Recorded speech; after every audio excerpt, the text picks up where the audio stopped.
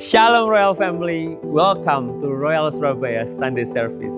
We celebrate your decision to come to the church today and we're so grateful for your presence. Di dalam atau di luar Tuhan, dalam hidup kita dihadapkan pada banyak pilihan yang seringkali membuat kita bimbang dalam memilih. Of course, setiap pilihan ada reward, ada konsekuensinya masing-masing. Tapi pastikan kita memilih hal yang lebih mulia, lebih kekal, dan jelas hanya Tuhan yang kekal dan mulia itu. Tuhan bukan saja jadi tempat pertama, tapi Tuhan adalah satu-satunya menjadi asal dan tujuan di segala aspek kehidupan kita. Baik di pekerjaan, keluarga, pelayanan, bahkan hobi. Pastikan Royals, dimanapun kita berada, surga itu dinyatakan. So Royals, be decisive in this life. Jadilah tegas dalam memiliki kehidupan. Dan pastikan kemuliaan Tuhan yang kita tuju. Choose faith and hope. Choose love and life. Choose wisdom and eternity. Choose God. Tunduk atau nanduk. Amsal 3 ayat 5-6, percayalah pada Tuhan dengan segenap hatimu dan janganlah bersandar pada pengertianmu sendiri. Akuilah Dia dalam segala lakumu, maka Dia akan meluruskan jalanmu. Hati manusia syarat dengan keinginan yang akan membawa kita semakin jauh dari rancangan Allah yang mulia. Oleh sebab itu, kita mesti merendahkan hati kita supaya kebenaran firman Tuhan yang kita baca, kita dengar, dan kita renungkan setiap saat itu mengkalibrasi hati kita. Sehingga kita selalu hidup di dalam rancangan Allah yang bernilai kekal. Dan kita bisa berdampak bagi sesama. So, be teachable as we are disciples of Christ. Setia atau mendua. Sebagaimana Kristus setia kepada gerejanya, kita pun harus membangun pernikahan kita di dalam kesetiaan. Sadari bahwa kita adalah representative of Christ's kingdom. Maka jadikan pernikahan kita sebagai cerminan kesetiaan kasih Kristus. Tantangan dalam pernikahan memang selalu ada. Tapi Kristuslah yang akan menopang setiap pernikahan yang memilih untuk tetap setia. So, be faithful in our marriage. Because Christ is faithful to us. Kebersamaan atau kesendirian. Kita tidak dipanggil untuk berjalan sendiri. Di dalam perbedaan, ada rancangan indah yang sedang ditenun. Perbedaan janganlah menjadi pemisah, melainkan warna yang saling melengkapi. Kekuatan kita bukanlah pada seberapa kuat kita, melainkan pada seberapa rendah hati kita untuk saling menopang.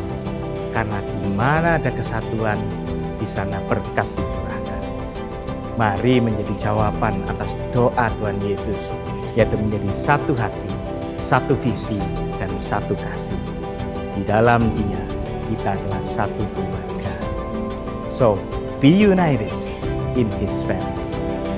Royal Family, let us live life at the fullest by choosing God over everything. And these are from our hearts to yours.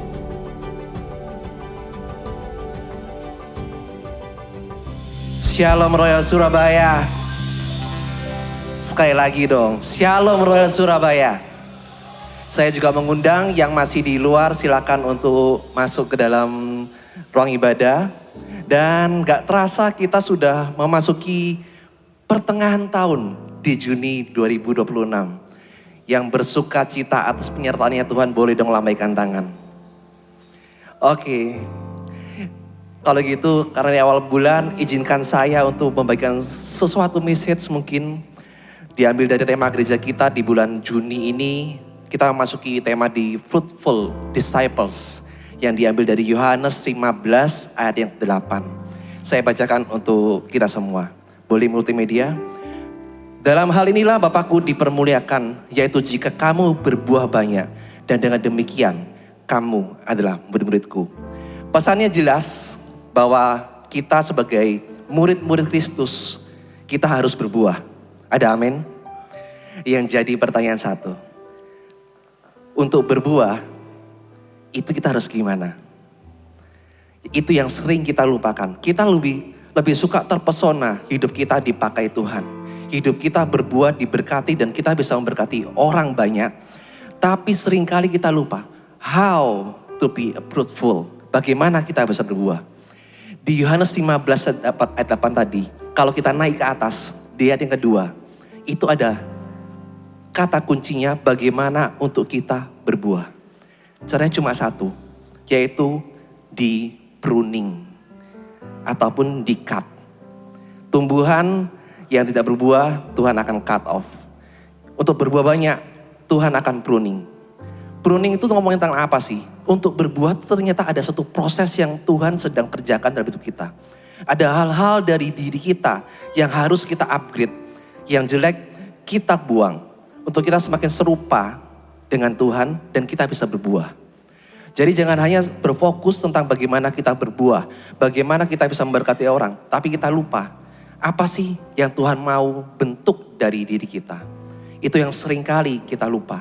Dan kuncinya satu. Ketika kita mau berbuah. Kita harus melekat sama Tuhan. Dan kita harus ada proses yang Tuhan sediakan. Kerjakan juga dalam hidup kita. Ada amin? Yang siap untuk diproses boleh angkat tangan. Ada amin? Caranya gimana? Segampang gini, ketika kita mau diproses sama Tuhan, berarti kita lekat sama Tuhan. Kita lekat pada pokok anggurnya.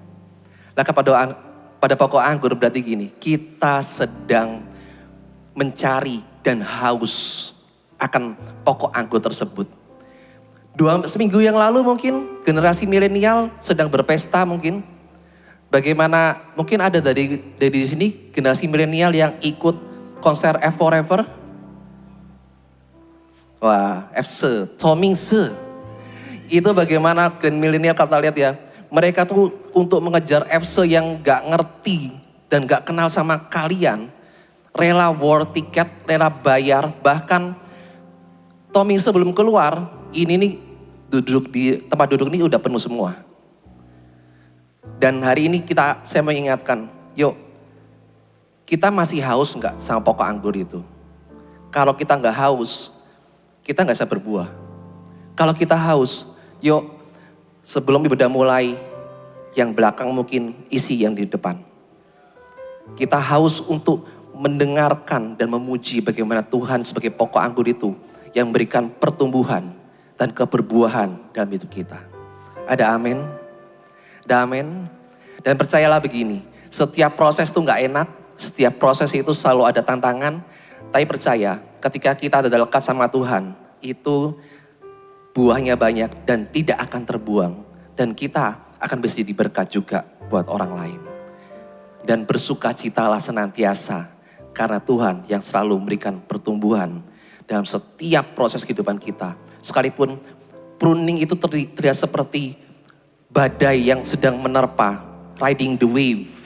Tapi percayalah ketika kita dalam Tuhan dan Tuhan dalam kita bukan tenggelam dalam badai, tapi kita riding the wave. Kita akan menang bersama Tuhan.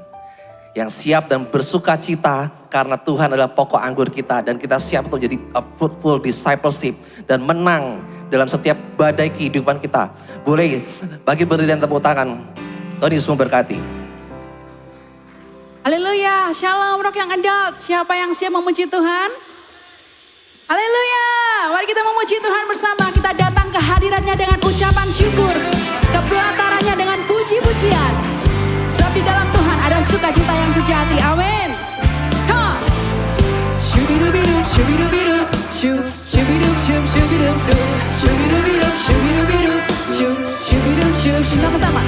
Terima sukacita surga, itulah kekuatan bagi jiwa. Ku dapat rasakan kasih-Nya di tengah badai yang bergelora. Sama-sama. Terima sukacita surga, itulah kekuatan bagi jiwa. Ku dapat saksikan kuasa-Nya, taklukkan badai yang bergelora. Haleluya, Kau ada dalam hatiku.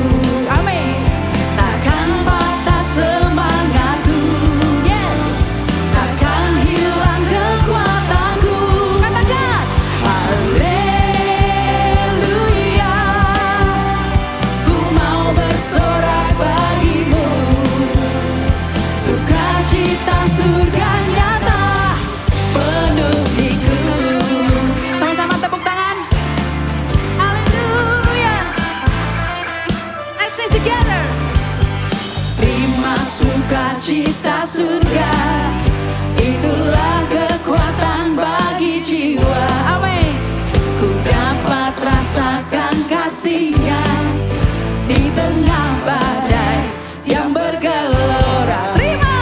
Terima sukacita surga. Amin.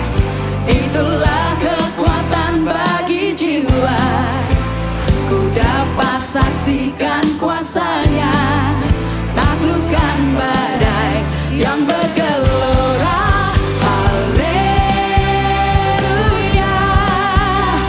Kau ada dalam hatiku, takkan patah semangatku, takkan hilang kekuatanku.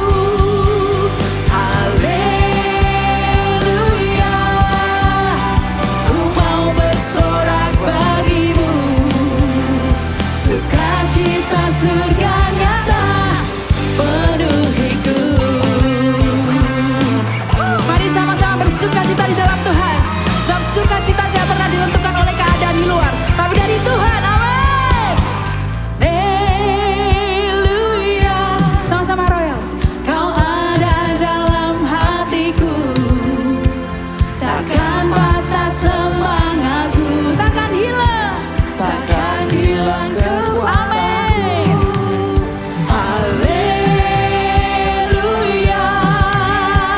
ku mau bersorak bagimu.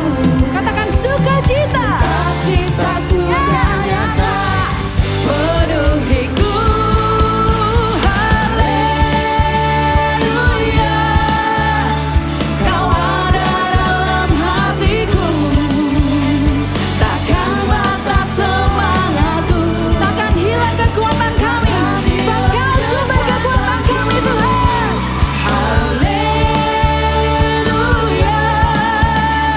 ku mau bersorak bagimu. Katakan bersama, sukacita surga nyata penuhiku. Sukacita surga nyata penuhiku. Terima kasih Tuhan buat sukacitamu. Haleluya.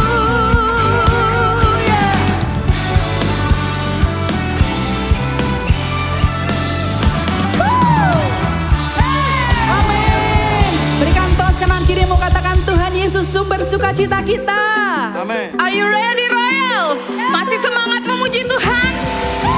Come on, let's praise His name. Woo! Sorakan, hey! Hey!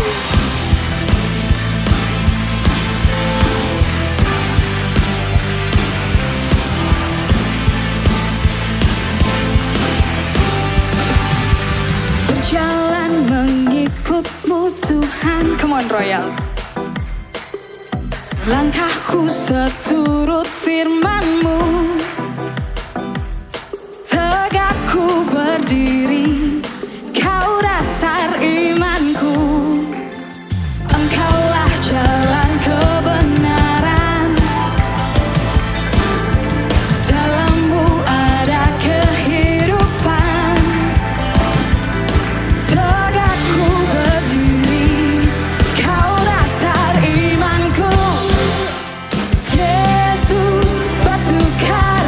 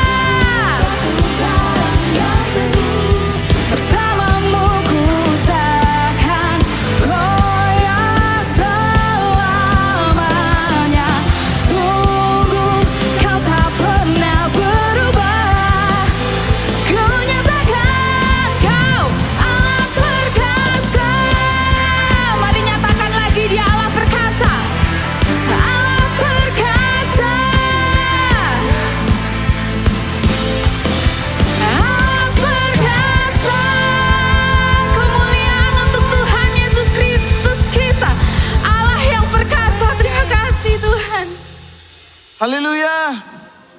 Puji nama Tuhan. Sampai hari ini, meskipun dolar kita dengan rupiah 18.000, tapi kita percaya bahwa Tuhan tetap menyertai kita. Amin. Tuhan tetap pegang tangan kita, membimbing kita, berjalan bersama-sama dengan kita. Saya percaya kondisi dunia juga tidak baik-baik saja, tapi saya yakin dan percaya Tuhan kita Tuhan yang luar biasa. Tuhan kita yang mampu menuntun, Tuhan yang mengubah semua hal di hidup kita. Amin. Haleluya. Ketika kami dekat denganmu Tuhan, hati kami jadi tenang Tuhan Yesus.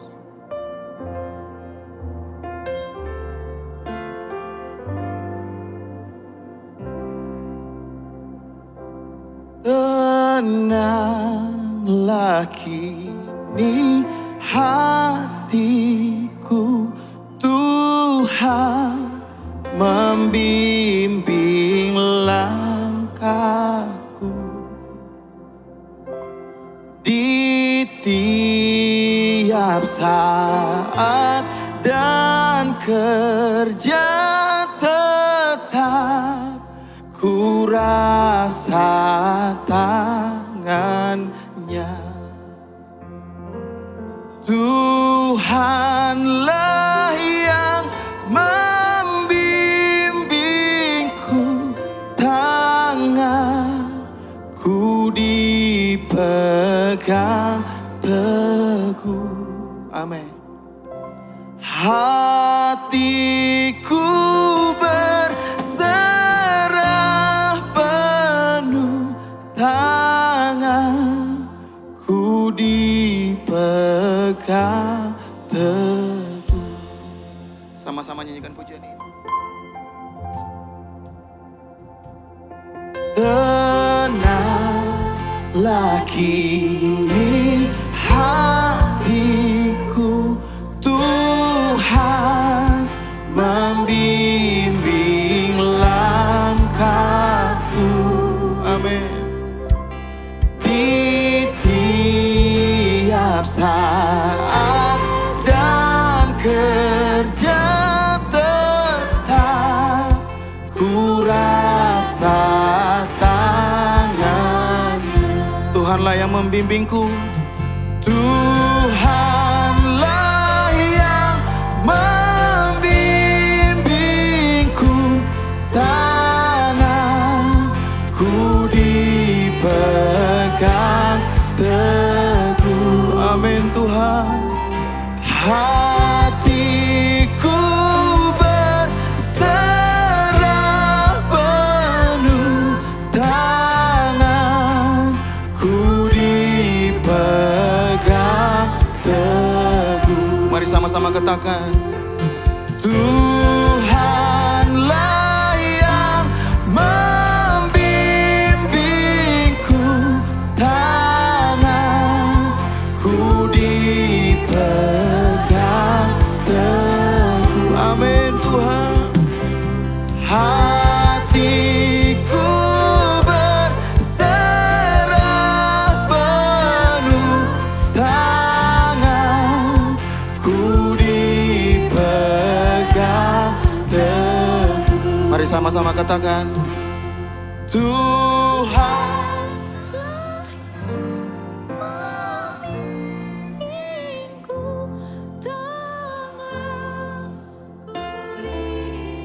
Amin. Yes Tuhan.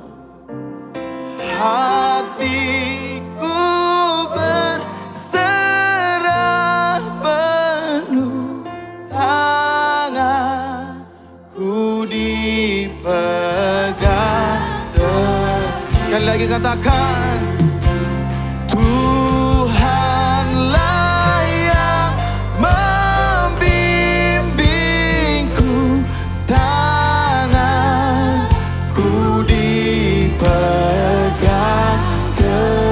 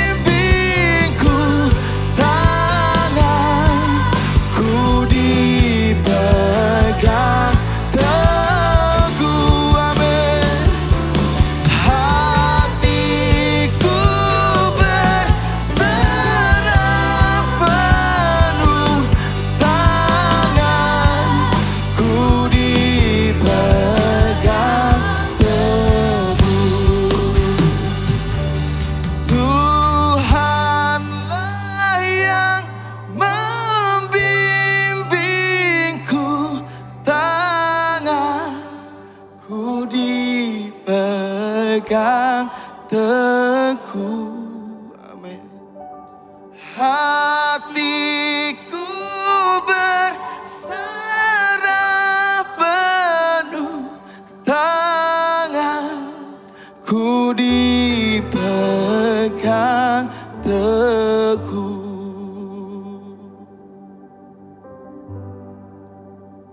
Mari angkat tinggi tangan kita. Tanda kita berserah kepada Tuhan. Kami mengangkat tinggi tangan kami Tuhan, karena kami betul-betul menyadari bahwa kami terbatas Tuhan. Kami manusia penuh dengan kekurangan, penuh dengan keterbatasan. Tapi kami punya Allah yang tidak pernah terbatas. Allah yang lebih dari segala perkiraan orang yang bisa katakan Tuhan. Kami mengandalkan Kau Tuhan. Seperti pujian yang barusan kami nyanyikan Tuhan. Biarlah hidup kami sepenuhnya berserah kepadamu Tuhan. Kami percaya bahwa Engkau yang memegang tangan kami Tuhan. Lewat setiap musim kehidupan kami Tuhan, kami mau percaya kepadamu. Kami percaya kepadamu dengan segenap hati kami Tuhan. Karena Kau yang dapat kami andalkan, Kau yang ku percaya Yesus, maka kami percaya. dalam-Mu kami aman. Kami mau percaya kepadamu, Hatiku sebab Kau sumber pengharapan kami. Karena Kau Mari kita percaya kepadanya, percaya dengan sepenuh hati. Kau Yesus yang Dan bekerja. saat kita angkat tangan, Dia akan turun tangan. Dia bekerja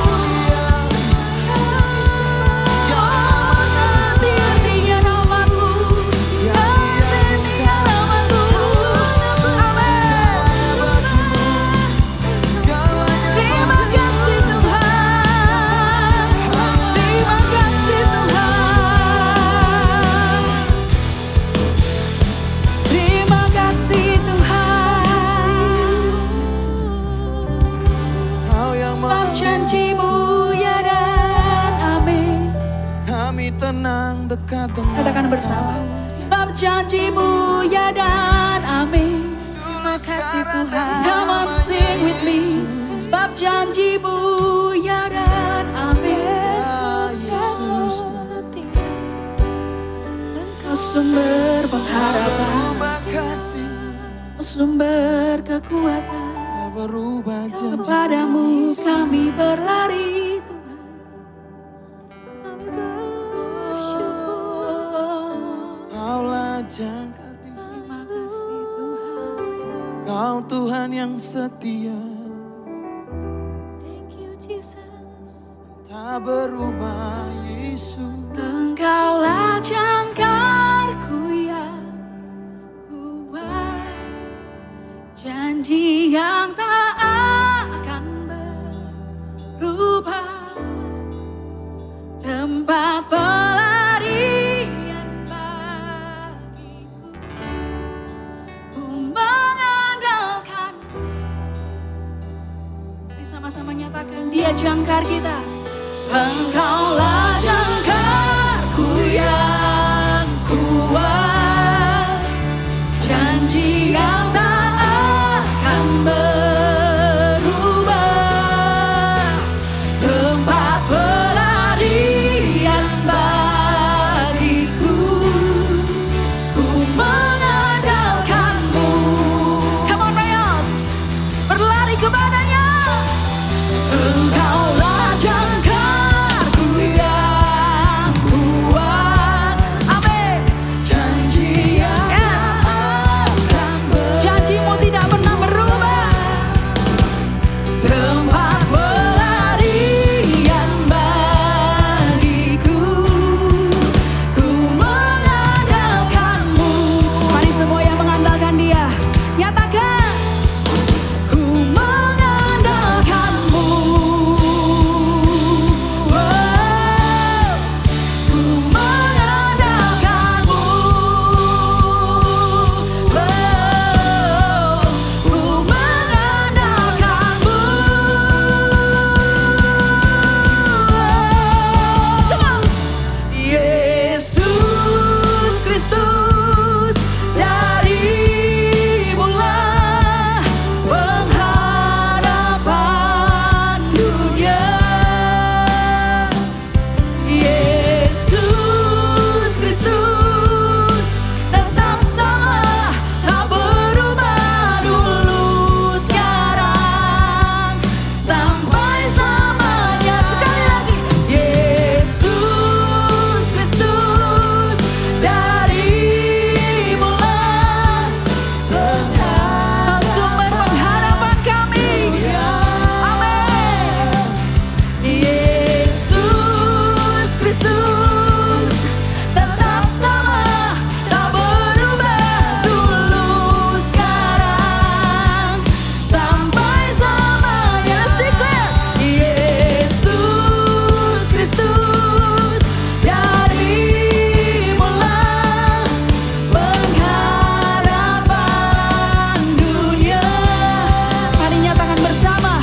Yesus Kristus tetap sama, tak berubah dulu, sekarang, sampai selamanya.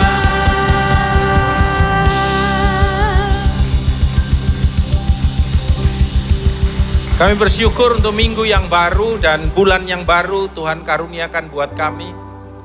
Terima kasih untuk anugerah dan penyertaan-Mu dalam kehidupan kami. Kami mau katakan, yes, we are so depend on you, Lord Jesus. Because without you, we can do nothing. Karena itu juga berbicaralah buat setiap kami yang ada di tempat ini.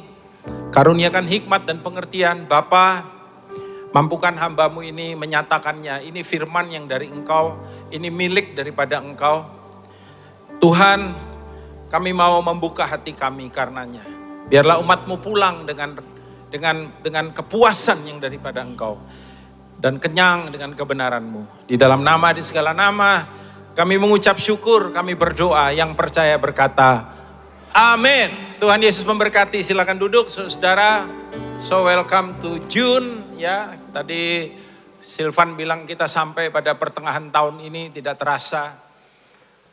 Time flies katanya. Waktu berlalu dengan begitu cepat. Nah, izinkan hari ini kita ada di tema yang baru, Fruitful Disciples. Ya, tapi saya mau ngomong begini saudara, bahwa hari-hari ini kita mau meluruskan paradigma kita ya. Sebab ada banyak orang ketika datang ke gereja, mereka berpikir bahwa ini isi pikiran mereka, what we can get. Saya dapat apa? Saya ketemu dengan, dulu saya pelayanan ya, anak muda dan ketemu dengan anak muda ini. Lalu kita ngobrol sebentar begitu, kemudian dia cerita bagaimana dia sudah tidak di gerejanya yang lama, dia ada di gereja yang baru. Dan saya tanya sama dia, kenapa kok kamu pindah, alasannya apa? Jadi dia bilang, ya karena aku lebih bertumbuh di gereja yang baru daripada gereja yang lama. Jadi saya tertarik dong saudara untuk mendefinisikan. Maksudnya begini, bertumbuh itu kayak apa gitu ya. Jadi alasan paling rohani dan kelihatannya paling mudah. Ketika kita mengalami sebuah perpindahan dalam konteks rohani biasanya adalah dengan memakai kata ini ya. Aku lebih bertumbuh gitu. Tapi coba definisikan apa makna atau arti daripada pertumbuhan yang dimaksud.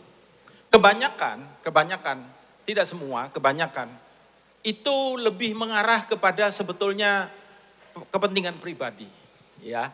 Jadi hari ini sementara kita beribadah ini untuk apa? Atau lebih tepatnya untuk siapa? Karena saya percaya sudah bahwa di dalam semua spiritual activity yang kita lakukan, sebetulnya goal kita atau sasaran kita itu cuma satu gitu, yaitu untuk memuliakan Sang Raja. Betul nggak saudara? Kita datang ke tempat ini bukan dalam rangka, makanya saya bilang saya mau luruskan paradigma kita. Bukan dalam rangka what we can get, but what we can give. Ya. Sebab yang harus dimuliakan di tempat ini cuma satu. Bukan siapapun atau apapun, even bukan apa yang kita taruh di mimbar ini, yang kita display di mimbar ini. Tapi semuanya harusnya untuk Dia. Penyembahan ini pun diberikan untuk Dia. Nah, gereja modern memiliki sebuah paradigma yang salah, saudara. Ketika mereka berpikir bahwa, ya saya nggak dapat apa-apa, saya datang saya nggak dapat apa-apa. Hei, kebalik cara mikirnya. Yesus pernah, karena gini saudara, karena Yesus itu nggak cari follower. Ya, pendeta bisa cari follower, makanya kan doa the Lord's Prayer kan ada phrase yang sedikit dirubah, berikanlah hari ini pada kami follower kami yang secukupnya. Betul nggak saudara? Jadi Yesus nggak cari follower. Dan dia pernah ngomong sama followernya yang begitu banyak. Kalau Yesus zamannya Tuhan Yesus ada IG, saya yakin mungkin followernya million. Loh iya, ya dia kemanapun pergi orang banyak mengikuti dia. Coba bacalah Alkitab saudara. Jarang baca Alkitab sih ya. Coba baca Alkitab saudara. Ketik di konkordansi saudara itu orang banyak. Nanti kan keluar tuh saudara referensinya. Orang banyak, kemanapun orang banyak mengikuti dia. Hei, kalau Yesus cuma mau cari follower, dia nggak kekurangan follower, tapi dia nggak cari follower. He's looking for disciples. Dia cari murid. Makanya dia bilang sama orang banyak itu, kamu ikut aku, bukan karena aku, kamu ikut aku karena kepentinganmu. Ya, loh kalau begitu Pak, kita percaya Tuhan untuk apa? Saya ada problem loh Pak, saya ada pergumulan, saya ada kebutuhan. Makanya begini saudara, saya beritahu saudara bahwa berkat di dalam kehidupan kita, itu efek samping dari pola pikir dan gaya hidup kerajaan kalau saya mau bilang. Because in the kingdom, there is no ownership. Everything is owned by the king. Semua itu miliknya sang raja. Lalu kita jadi apa Pak? Kita jadi steward, kita jadi pengelola. Nah kalau kita udah sama perspektif kita, baru saya bisa ngomong ini saudara. Bisa ada keberbuahan. Jadi saya tanya dia, bertumbuhnya, maksudnya bertumbuh gimana ya? Apa kamu di tempat dulu? Enggak, di tempat yang baru ini aku bertumbuh. Apa yang bertumbuhnya? Ya aku di ibadah itu bisa menikmati betul. Aku terberkati loh kok dengan ibadahnya. Aku intinya begini, I got something. Jadi kebalik saudara. Yesus gak cari followers, Yesus cari disciple. Karena ketika Yesus ngomong kamu ikut aku hanya karena roti, buyar mereka. Could be happen, mudah-mudahan enggak. Masa sukar akan segera datang. Dan itu akan menjadi tes buat semua gereja dan orang percaya. Apakah kita mengikut Tuhan karena pribadinya, atau karena kita dapat kemudahan, dapat fasilitas, atau dapat sesuatu yang daripada dia. Saya nggak mau salah di hadapan Tuhan.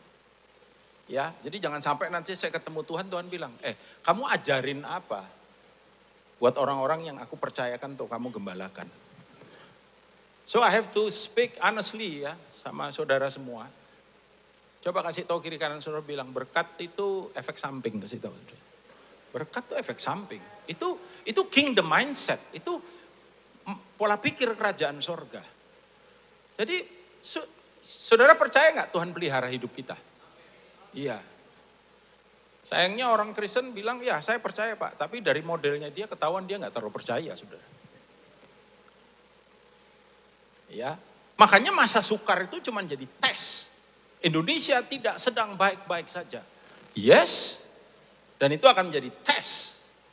Ya, apakah kita followers atau kita disciple?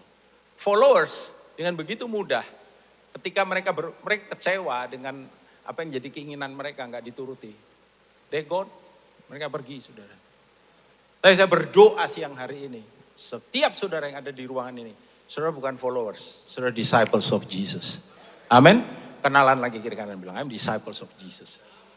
Ya, nah izinkan saya bacakan teks kita hari ini yang diambil dari Yohanes 15 ayat 8. Tadi Silvan sudah merangkan, itu sebagian dari khotbahku loh.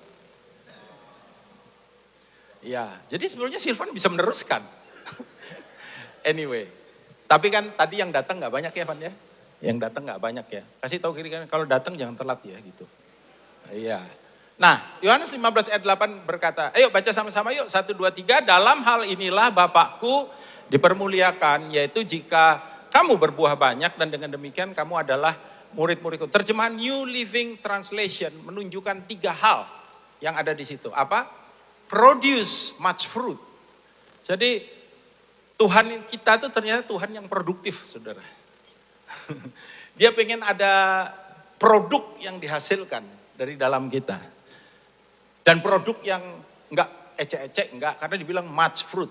Ya, saya ini aja tuh. Ya, 3 hal penting. Apa itu? Berbuah banyak, produktif. Nah, coba dicek kita produktif enggak hidup kita. Lalu true disciples. Kalau ada true disciples berarti ada false disciples. Sebagaimana ada Yohanes 4 itu true worshipper. TW. Ya, TW. Oh itu yang grup musik terkenal tuh. Bukan, itu dari ayat itu. He's looking for true disciples. Dia mencari penyembah yang benar. Ada murid yang benar, berarti ada murid yang palsu. Even yang disebut murid pun bisa ada palsu kan, karena ada yang benar. Dan great glory, bring great glory to my Father, Tuhan Yesus bilang. Memuliakan akan Bapa. Lihat saudaraku, semua fokusnya itu kepada dia. Bukan kepada kita, it's not about you. Ya betul, Rick Warren menulis sebuah buku, anak kalimat daripada buku, semacam apalah, ada judul, ada sedikit keterangan lah. Dia berarti it's not about you. Ini semuanya bukan tentang kita, it's about him. Saudara, bahkan kematian kita itu is about him. Segala sesuatu di dunia ini, it's about him. Ya kan? Jadi lagu udah lama tuh lagu yang terkenal itu, Jesus is the center of my life. Betul, dia center, dia pusat. Pusat daripada alam semesta ini adalah dia, it's not you, bukan saudara. Lupa kalau yang terjadi sebaliknya apa? Itu berarti NPD kamu. Narcissistic personality disorder. Everything is about me. Kan? Masih ingat ya? Ada apa namanya? Ada yang disebut dengan the Holy Trinity, which is Father, Son, and Holy Spirit. Betul nggak? 3 yang kudus siapa? Bapa, Putra. Tapi ada juga Unholy Trinity. Unholy, apa itu Unholy Trinity? Hizkia masih ingat? I, me, and myself. Jadi center daripada segala sesuatu tuh dia. Nah, kalau dia nggak jadi center, pindah dia. Karena semuanya untuk dirinya. Dan saudara lihat semua ayat yang ada, baca Alkitab. Kita mesti ngerubah itu saudara. Kalau enggak saudara bakal kecewa ikut Tuhan. Nah Yesus bilang, aku pengen kamu berbuah. Itu tanda kamu murid sejati. Dan kamu memuliakan Bapa. Kan seringkali kita bilang, gimana caranya saya bisa memuliakan Tuhan? Ini, berbuah banyak. Saudara mungkin nanya, buah apa Pak? Itu kan pertanyaan berikutnya. Buah apa? Number one, jelas, karakter, jelas. Ketika kita bertobat, harus ada perubahan dong. Ya, apa tandanya kita bertobat? Apa tandanya kita menjadikan Tuhan sebagai juru selamat? Raja di dalam kehidupan kita. You change.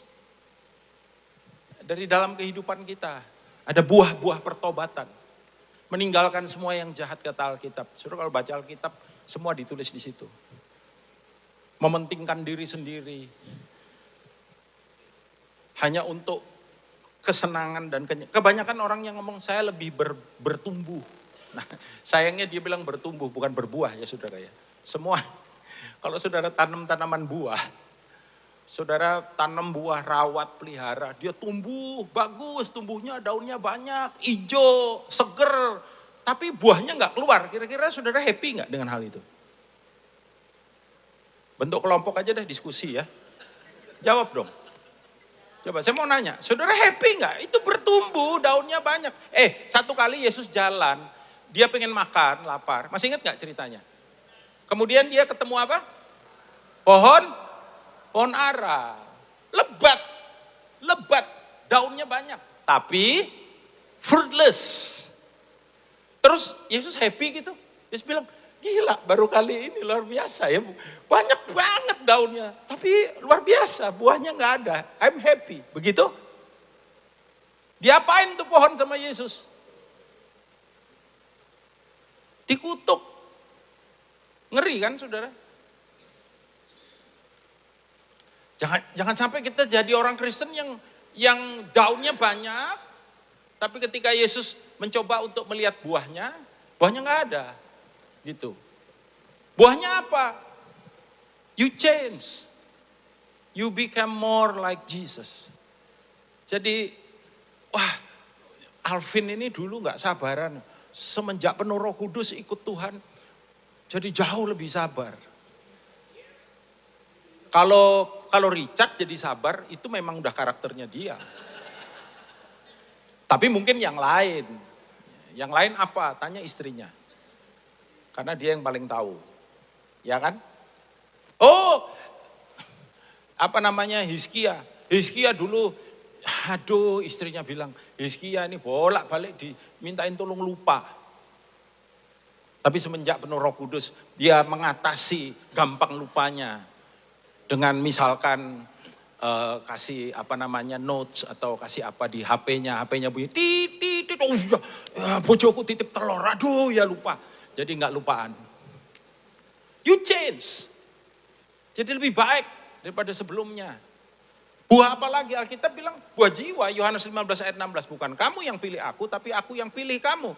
Dan aku menetapkan supaya kamu pergi dan menghasilkan buah. Dan buahmu itu tetap. Lalu ada satu janji luar biasa. Supaya apapun yang kamu minta kepada Bapa di dalam namaku, diberikannya kepadamu. Nah orang Kristen suka kutip yang di belakang itu. Supaya apapun yang kamu minta. Wow my goodness, apapun. Apapun. Wah saya lagi pengen sepatu baru. Apapun. Berarti sepatu termasuk dong di dalamnya. Salah tafsir saudara. Sebab ayat itu harus dibaca dengan konteks perkataan sebelumnya. Pergi menghasilkan buah, buahmu itu tetap. Apa itu pergi menghasilkan buah-buah tetap? Murid. A new believers. New soul. Memenangkan jiwa. Dalam rangka memenangkan jiwa. Saya nggak pinter ngomong Pak. Saya nggak pinter bersaksi. Saya nggak pinter. Dalam rangka memenangkan jiwa ini. Kamu minta apapun. Di dalam namanya diberikannya kepadamu kata firman. Jadi nggak ada yang nggak bisa. Ya kan?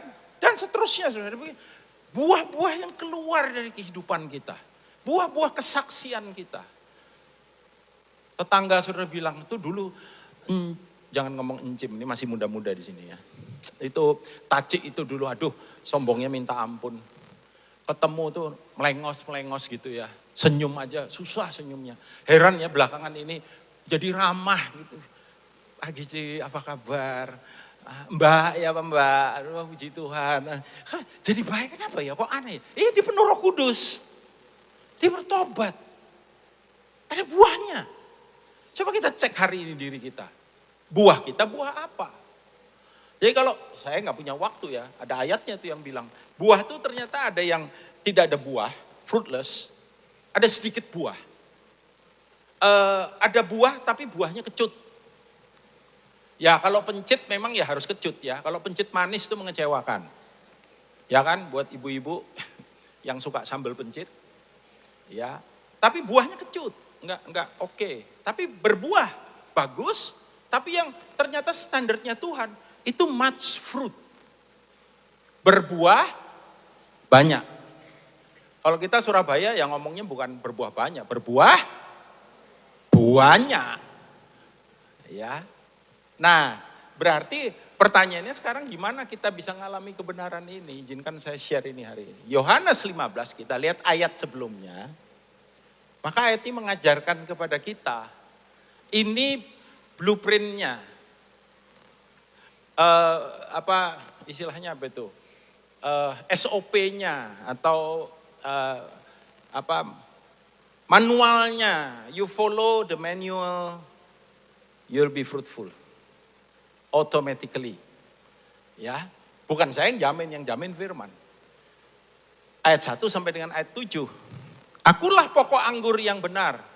Dan Bapakkulah apa saudara? Iya, ada berapa banyak pengusaha di sini? Saya ketemu pengusaha bilang, Pak Daniel, saya ini pengusaha Pak, beda sama Bapak. Bapak ini kan pastor. Seakan-akan kayak kasta saya itu lebih tinggi dari dia gitu saudara. Atau saya dulu ada pengajaran salah. Ada ayat royal priesthood, imamat yang rajani. Ini teologi Amerika bilang, ada sebagian yang diurapi Tuhan untuk menjadi imam. Ada sebagian yang diurapi Tuhan untuk menjadi raja. Ayat itu pecel-pecel sakarepe, saudara. Itu wrong hermeneutics. Mana ada, itu satu ayat tuh itu. Saya tuh raja Pak. Saya businessman, saya raja. Pak Daniel tuh imam. Maksudnya aku dosa-dosa titik gak apa-apa, soalnya aku kan rojo. Rojo bojone akeh, imam situk tok gak oleh lebih. Seenaknya sendiri aja. Semua kita itu imamat rajani. Amin, saudara. Oke, dan ternyata Tuhan pengusaha, saudara. Bapakkulah. Iya. Ya, jadi pengusaha, pastor, sebut apa aja. Hamba Tuhan, semua pegawai, saudara kaum profesional, ya, Ivan ini dentist, profesional, ya kan? Foni lawyer, she's professional, profesinya tuh jadi lawyer. Lydia pengusaha, tokomu toko apa Lid? Berhubungan dengan kesehatan ya, saudara. Biasanya Dodi sing disebut, ini Lydia tak sebut. Kita coba perhatian, baca-baca. Setiap ranting padaku yang tidak berbuah, sebetulnya kata dipotong itu diangkat. Dirumat sama Tuhan. Itu bicara proses ya. Dan setiap ranting yang berbuah di-pruning, dibersihkannya supaya ia lebih banyak berbuah. Jadi Tuhan tuh concern sekali dengan keberbuahan dalam kehidupan kita. Kamu memang sudah bersih karena firman yang telah kukatakan kepadamu, tinggallah di dalam aku dan aku dalam kamu. Sama seperti ranting tidak dapat berbuah dari dirinya sendiri kalau ia tidak tinggal pada pohon anggur.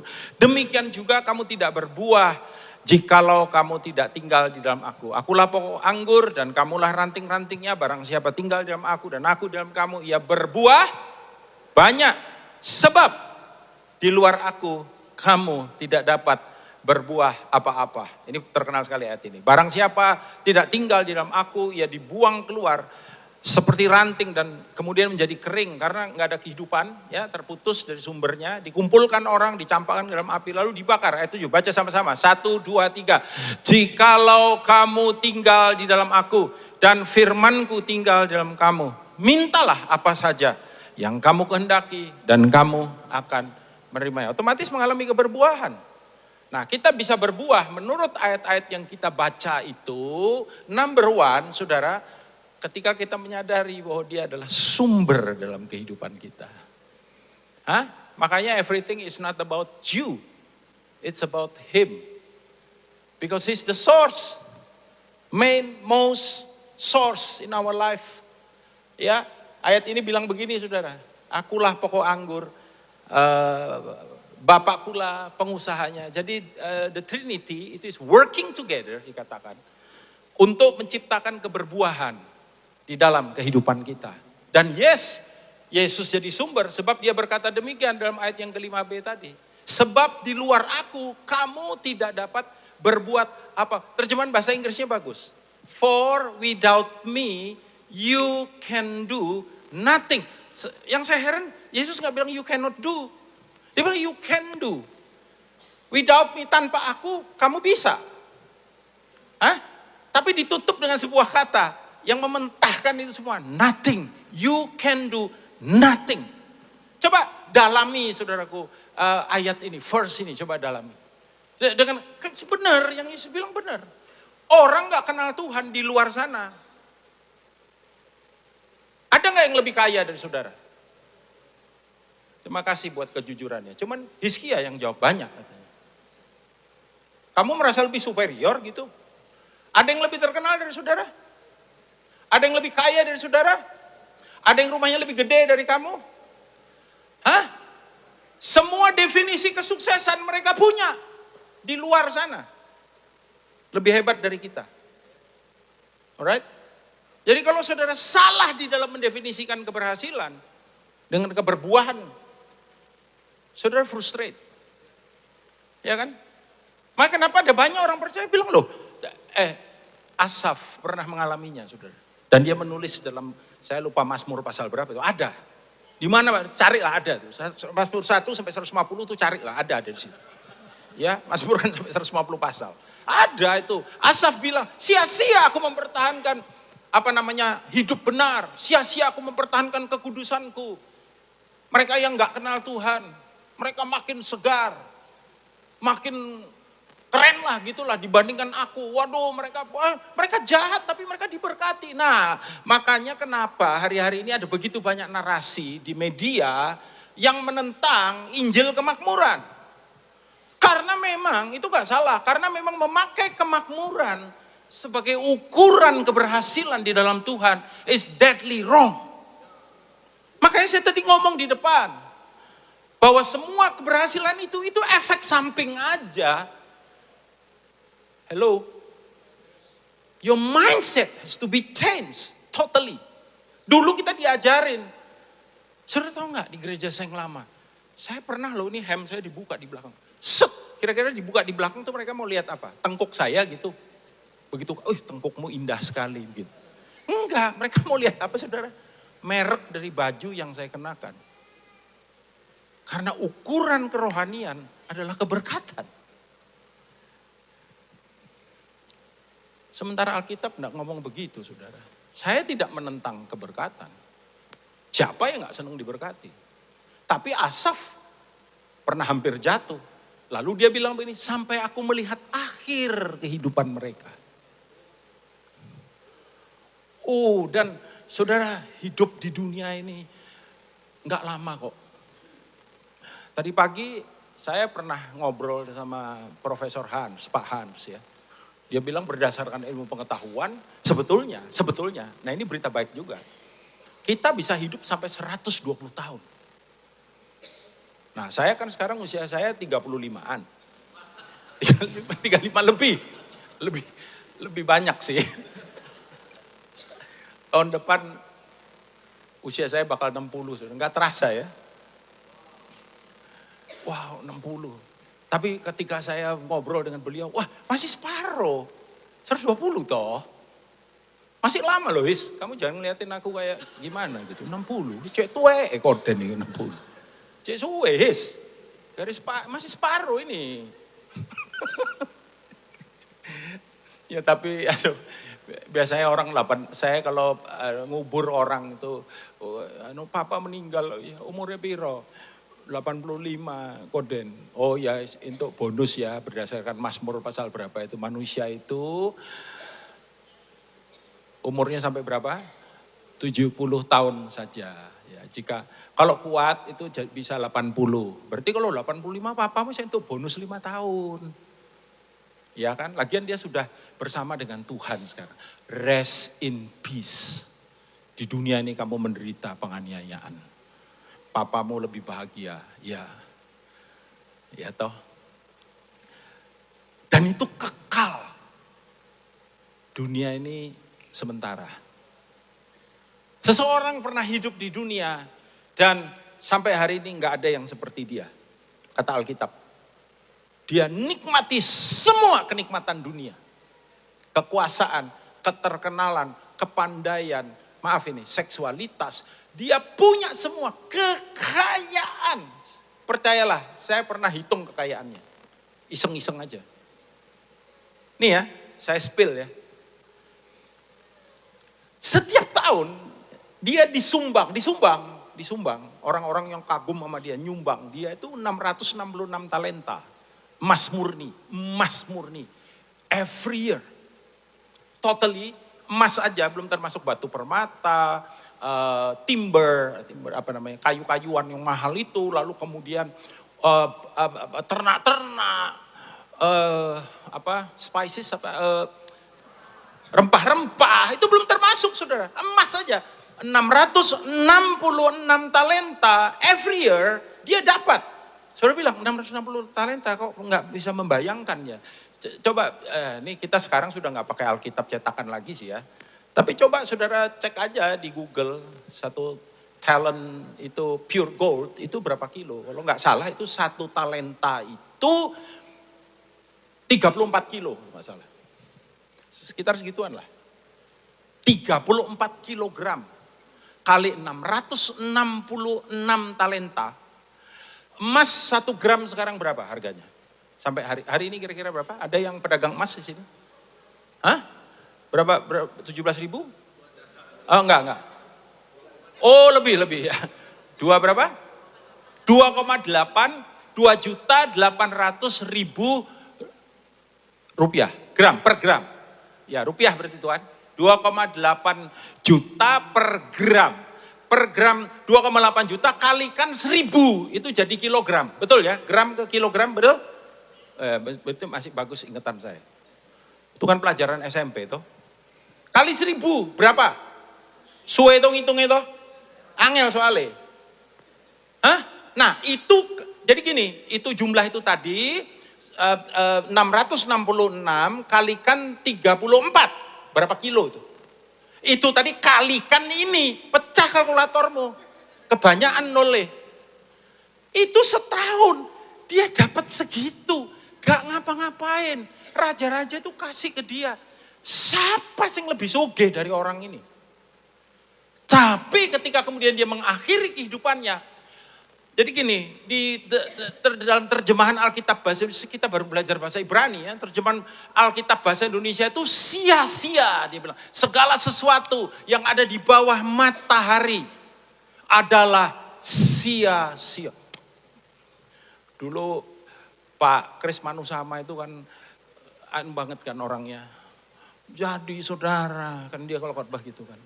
Kalau ada sebuah lukisan tentang keindahan segala sesuatu. Salomo melukiskannya dan dia memberikan tanda tangan. Bukan Salomo, sia-sia. Ternyata sia-sia itu cuman sehembusan nafas. Jadi kata sia-sia itu kira-kira terjemahan dalam bahasa Ibrani itu ngono tok.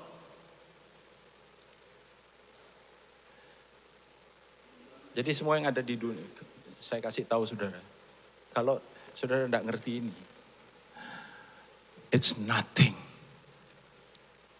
When you die, even baju yang saudara pakai dipilihin orang. Meskipun aku udah kasih pesan anakku, Pak.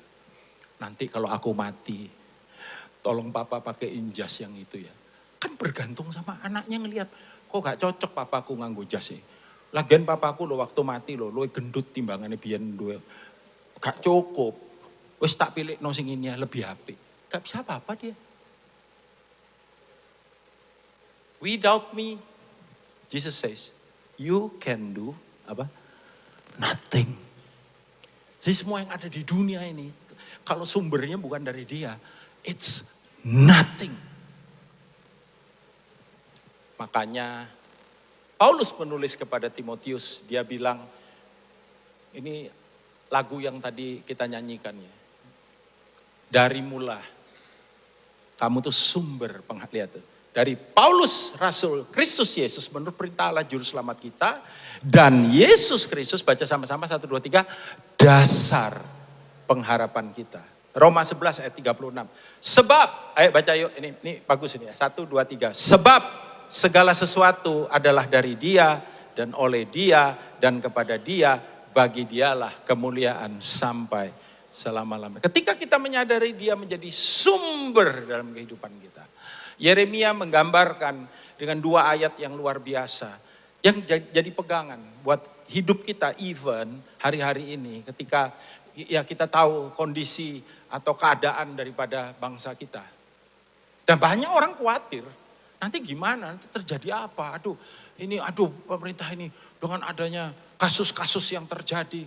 Aduh kok negara kita ini. Itu loh saudara, kemarin saya lihat itu saya lupa itu di Facebook atau pokoknya di media lah. Saya lihat bagaimana ketika tertangkap hasil korupsi dari seorang, kalau nggak salah dia cuma wakil menteri atau apa ya.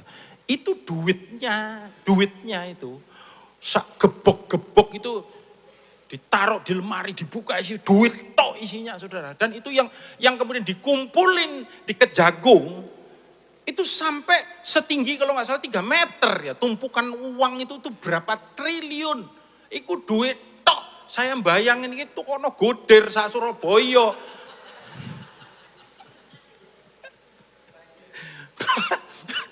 Sak jembrete sampean mangan. Duit triliun nih. Aduh Tuhan. Diberkatilah orang yang mengandalkan Tuhan. Yang menaruh harapannya pada Tuhan. Biarlah kiranya ini yang terjadi dalam kehidupan kita. Amin saudaraku. Ia akan seperti pohon yang ditanam di tepi air.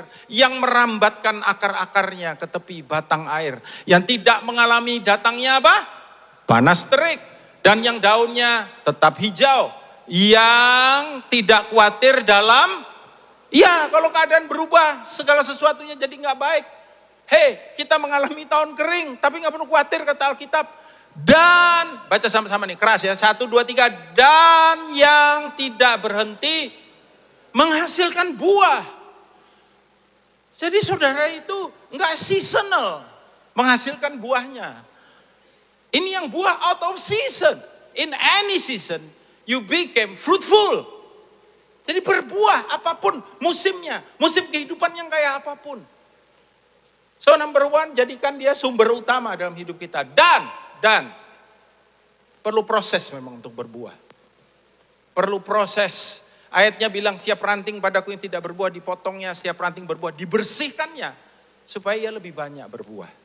Jadi untuk adanya keberbuahan memang ada prosesnya. Ya, saya lihat ada TikTok bagus, dia jualan bibit buah itu ya. Dan dia nunjukkan bagaimana dari sekedar bibit baru ditanam, ada pupuknya, dirawat, sampai dia tumbuh. Makanya itu orang bilang, saya pindah Pak, kenapa? Karena saya lebih bertumbuh. Bertumbuh opone. Yang Tuhan cari itu bukan cuma bertumbuhnya, berbuah. Kamu berbuah gak di situ? Kamu jadi lebih baik gak? Jadi lebih rohani gak? Jadi lebih sungguh-sungguh gak? Kalau cuman because you are happy and enjoying things at the new church, saudara gak berbuah. Ngapain? Kan gitu kan. Itu kecenderungan gereja modern. BRC mengatakan bahwa pertumbuhan gereja luar biasa di Indonesia. 80% kalau nggak salah. Pertumbuhan gereja yang dimaksud gereja organisasi. Tapi memenangkan jiwa, not more than 2%. Cuman 2% aja memenangkan jiwa. Bahkan kurang dari itu, saudara. Berarti definisi keberbuahannya salah. Ya. Untuk orang bisa berbuah memang perlu. Nah ini Yakobus, coba. Alkitab mendefinisikan, saudara-saudaraku anggaplah sebagai suatu kebahagiaan. Apabila kamu jatuh ke dalam berbagai-bagai pencobaan, tes. Sebab kamu tahu bahwa ujian terhadap imanmu itu menghasilkan ketekunan. Dan biarkan ketekunan itu memperoleh buah yang matang supaya kamu menjadi sempurna dan utuh dan tak kekurangan suatu apapun. Satu ayat lagi, Roma pasal 5 ayat 3 dan 4. Dan bukan hanya itu saja, kita malah bermegah juga. Dalam apa saudara? Bukan kenyamanan kita, tapi kesengsaraan kita. Karena kita tahu bahwa kesengsaraan itu menimbulkan ketekunan, ketekunan menimbulkan tahan uji, dan tahan uji menimbulkan pengharapan. Kita tahu bahwa kesukaran-kesukaran yang ada di dalam kehidupan itu justru tidak membuat kita jadi lemah, tapi justru memunculkan, menimbulkan, menghasilkan a spiritual muscle, otot rohani kita, pengharapan kita, iman kita di dalam Dia, yang pada akhirnya akan membawa kita pada kehidupan, keberbuahan yang luar biasa. Sama kayak hari-hari ini kalau kita belajar tentang parenting misalkan, kita diajar untuk bagaimana kita mendidik dan melatih anak-anak kita. Jadi ini kan kalian kan pasangan muda ini. Jadi anak-anak dalam masa pertumbuhan, jangan sampai salah di dalam mendidik mereka, saudara. Saya tidak anti kemudian kasih kenyamanan buat mereka. Karena saya baca tuh, kenapa kok Gen Z ini jadi disebut strawberry? Saya nggak setuju sebetulnya dengan istilah strawberry generation. Kenapa dibilang strawberry? Karena strawberry itu menarik. Strawberry itu baunya harum, rasanya manis, tapi jembret. Itu narasinya strawberry kan?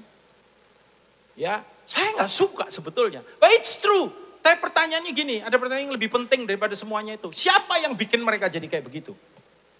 Siapa? Mereka tuh cuman produk. Mohon maaf ya, ini agak keras sedikit. Produk dari sampean.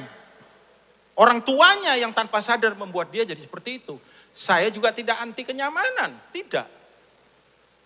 Tapi kalau kenyamanan kemudian membuat anak-anak kita jadi anak-anak yang lembek, yang mudah menyerah. Tadi Pak Daniel Siagian cerita saya waktu kita nunggu ibadah, antara ibadah pertama. Dia, Pak saya ini baru wawancara Pak. Lulusan UGM, lulusnya cum laude.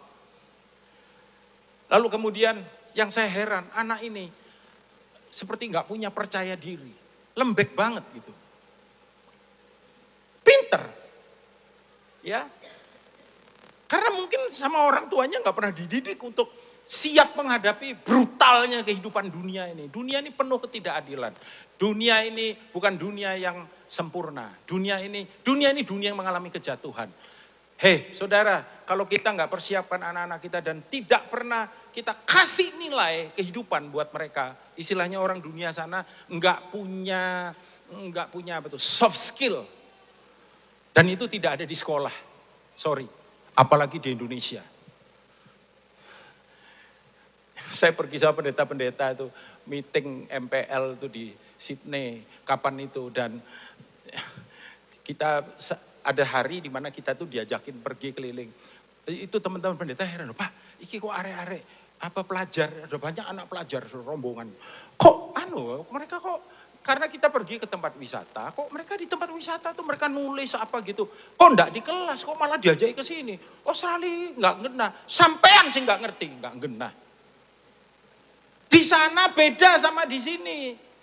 Di sini itu pikiran kita kalau sekolah itu di kelas terus. Di sana tuh gak cuma diajarin di kelas, diajarin fakta kehidupan nyata, real itu kayak apa. Diajari hidup mandiri misalkan tuh kayak apa. Nah kita orang tua kalau kita gak ngelatih, didik, kasih nilai buat anak-anak kita. Apalagi nilai-nilai rohani. Dia nggak siap menghadapi dunia yang kejam ini. Dunia yang sadis, yang brutal, yang anak saya, saudara, namanya anaknya pendeta, dari playgroup sampai lulus SMA, semuanya sekolah Kristen. Dan saya menyadari satu hal, sekolah Kristen itu kan ada jenisnya. Ada sekolah Kristen, Kristen banget. Ada sekolah Kristen yang lumayan Kristen. Ada sekolah Kristen gak sepiro Kristen. Loh iya betul, itu kenyataan. Nah, anak saya ada di sekolah Kristen yang lumayan Kristen. Nah, saya dengan istri saya berpikir begini, kalau kita nggak kemudian kasih mereka pandangan, nilai, value, kebenaran yang mempersiapkan mereka. Sebab once kemudian mereka masuk perguruan tinggi, mereka ada di dunia yang sama sekali berbeda dengan ketika mereka SMA atau SMP atau bahkan SD. Mereka seperti serigala yang hidup di tengah-tengah, bukan serigala, domba yang hidup di tengah-tengah serigala yang jahat. Mereka enggak punya, domba itu defenseless. Jadi kita harus mempersiapkan mereka untuk menjadi domba perkasa, kira-kira gitu saudara. Kasih nilai, ngajari mereka, kamu jangan goblok-goblok ya. Di luar sana itu banyak orang yang pura-pura, tapi nipu kamu. Hati-hati. Dengan tidak mengorbankan nilai kebenaran. Ngajar mereka. Saudara lihat, kami punya saudara yang ya orang tuanya sangat mampu. Dan ini ya, saudara jangan salah paham ya, ini jangan salah paham ya. Karena kalau saya ngomong gini nanti, kode ini maksudnya apa, jangan salah paham ya. Tiap kali liburan, setahun mungkin berapa kali diajak liburan, tapi mungkin enggak sempat dikasih value. Jadi dia terbiasa, hidupnya nyaman, enak. Semuanya di-prepare sama orang tuanya. Enggak dilatih mandiri, apalagi enggak diajari. Saya dulu kalau liburan, saya dudukin anak saya. Kamu tahu enggak? Kamu enak enggak pergi sama papa nih? Enak. Kamu tahu ini semua datangnya dari mana? Dari papa. Nah, salah kan? Harusnya itu semua dari mana berkat itu? Hah? Tapi kalau saudara enggak ngajari, dia enggak tahu. Pikirnya dari papanya. Jadi berdoa dalam nama Daniel aku minta. Dalam nama Yesus dong. Come on. Betul gak saudara? Saya ajari. Dunia ini tidak semudah yang kamu bayangkan. Orang cari duit itu tidak gampang. Orang kerja itu tidak gampang. Makanya ketika kemudian Terence, ketika kemudian dia apply untuk kerja. Aku udah apply banyak Pak. Kamu apply berapa? Berapa ratus gitu waktu itu. Lamar kerja. Makanya saya ketemu ada satu anak di mana, bukan di sini, di mana gitu. Pak, doakan saya Pak, saya ini gak dapat kerja. Saya sudah banyak loh Pak apply kerjaan. Berapa saya bilang, kamu sudah apply berapa? 25. Halah selawe. Anakku lu pirang atus. At the end dia dapat kerja, Terus dapat kerja. Sudah tahu gak berapa aplikasi yang dia kirim? 1.200 lebih. Saya nggak bilang lalu kemudian, wah saya doakan anak saudara ribuan. Enggak, tapi mentalitasnya itu loh yang kita perlu latih. Memang di dunia ini tidak mudah. Tuhan melatih tanganku untuk berperang, kata Daud. Sehingga sanggup melenturkan busur tembaga.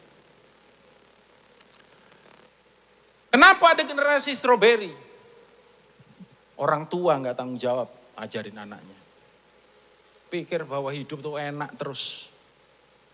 Bukan berarti lalu kita mesti siksa anak kita. Kamu mulai, ini Pak Daniel khotbah, khotbah hari Minggu. Harus keras dengan anak. Mulai besok, Papa nggak anterin lagi kamu sekolah naik mobil. Kamu naik Gojek. Bukan itu maksud saya. Ajarkan value-nya saudara. Bukan itu. Bahwa untuk berbuah itu ada prosesnya. Betul gak saudara? Dan please, don't run from the process. Banyak orang manusia itu memang suka nyari kenyamanan. Bukan kesukaran. Padahal kesukaran itu seringkali dipakai Tuhan untuk membentuk kita. Kalau saudara gak selesaikan PR saudara di sini. Saudara pindah kemanapun. PR saudara akan kejar saudara. Tuhan tidak pernah menyerah. Dan tentu saja keintiman. Saya nggak ngomong banyak tentang hal ini. Jelas keintiman. Yohanes 15 ayat 45. Tinggallah di dalam aku dalam kamu sama seperti ranting. Semua narasi ini saudara. Yesus ngomong ini, firman ini. Kalau ia tidak tinggal pada pokok anggur, demikian juga kamu tidak berbuah jikalau kamu tidak tinggal di dalam aku. Akulah pokok anggur, kamulah rantingnya. Barang siapa tinggal dalam aku dan aku dalam dia, ia berbuah banyak. Dalam Roma pasal 7 ayat yang keempat berkata, sebab itu saudara-saudara, kamu juga telah mati bagi hukum Taurat oleh tubuh Kristus supaya kamu menjadi milik orang lain, yaitu milik Dia yang telah dibangkitkan dari antara orang, agar kita berbuah. Bagi hal terjemahan baru memang agak sedikit kurang deep ya. Terjemahan sederhana malah berkata begini, demikian juga saudara-saudari, karena kita secara rohani sudah bersatu ya dengan tubuh Kristus, maka ketahuilah diri kita yang lama sudah mati. Dengan begitu kita bebas dari kewajiban hidup menurut hukum Taurat. Dan kita juga tahu bahwa kita sudah bersatu. Mereka kata bersatu itu bicara soal keintiman. Suami istri intim baru bisa punya anak.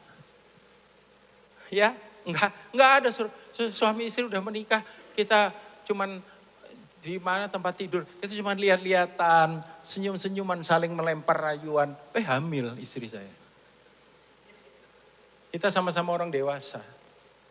You have to be intimate with your spouse. Baru kemudian apa saudara? Anak. Ya, tanpa keintiman tidak akan ada. Semua hamba Tuhan yang dipakai Tuhan, buahnya luar biasa. Saya duduk dengan mereka, saya coba nanya, apa rahasianya pelayanan Bapak dipakai Tuhan? Semuanya itu buah dari keintiman ketika dia bersekutu dengan Tuhan, baca firman, merenungkan firman, lakukan disiplin rohani. In the process itu, kemudian Tuhan bicara, Tuhan nyatakan, Tuhan ngomong. Dan itu yang terjadi pada saya, saudara. Bahkan untuk case-case sulit yang saya harus jawab. Saya ini dipercaya di RIM, Rock International Ministry, menjadi ketua tim pengajaran. Jadi kalau ada pengajaran-pengajaran kontroversial, pengajaran-pengajaran yang mereka nanya, kode ini gimana, ini apa. Dan saya kan gak maha tahu. Tapi saya bisa intim dengan yang maha tahu, yang menjadi sumber. Itu saudara. Ya, ini phony lawyer. Mungkin saya nggak tahu ya sampai hari ini. Bisa saja ada case-case yang tidak mudah, betul ya? Apa yang dia lakukan? Dia datang sama Tuhan. Tuhan bisa kasih hikmat. Saudara businessman, gimana caranya? Ini masa sulit, nggak tahu gimana caranya. Salah satu GKM kita ya, dia cerita bagaimana dia harus menghadapi supplier, dan ini supplier penting buat bisnisnya dia. Itu ya dia terpaksa harus mengecewakan suppliernya, karena suppliernya datang Surabaya dan kemudian minta yang enggak. Harus servis dia. Sudah tahulah yang dimaksud dengan servisnya itu apa. Dia datang, diajak makan. Habis diajak makan, orangnya bilang gini, ya enaknya mari gini kemana Pak kita Pak? Lalu dengan polosnya dia jawab, ya Bapak saya antar ke hotel, saya pulang.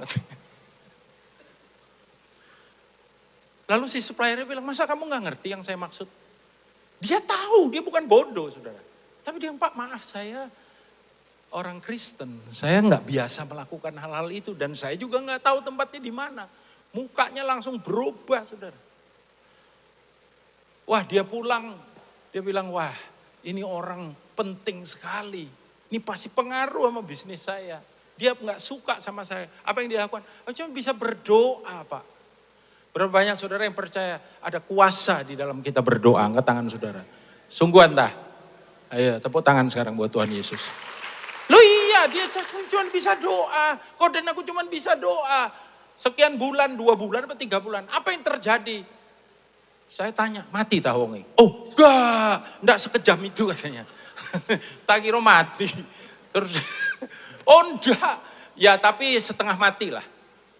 Ya tiba-tiba dia kena serangan jantung dan dia nggak bisa ada di posisi itu. Dia digantikan sama yang lain. Selamatlah dia.